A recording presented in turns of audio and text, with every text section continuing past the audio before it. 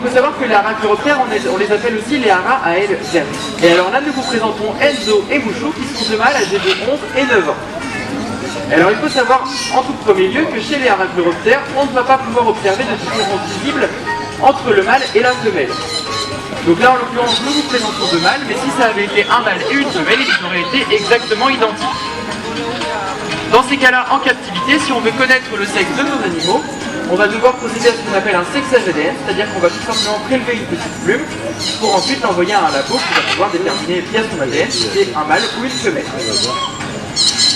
Alors si vous voulez différencier Enzo de Mouchou, c'est assez facile. Il vous suffit de regarder sur la tête de nos oiseaux, parce que sur la tête d'Enzo, il va lui manquer quelques petites plumes, alors que Mouchou, il a toujours une coupe impeccable.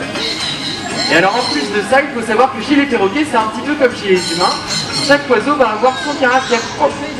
Et alors Mouchou, là, il vous en a fait un bel exemple, puisque c'est un petit peu le premier de la classe. C'est toujours le premier à aller vers les perchoirs ou vers les soigneuses.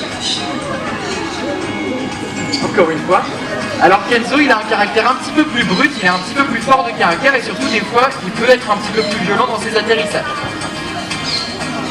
Alors vous les voyez, lorsqu'ils passent au-dessus de nous, ce sont de grands oiseaux. Il faut savoir que chez les haras, le hara chiroptère est le deuxième plus grand par la taille. Puisque les plus grands peuvent atteindre 1,5 kg pour 1,5 m d'envergure. Et alors pour ceux qui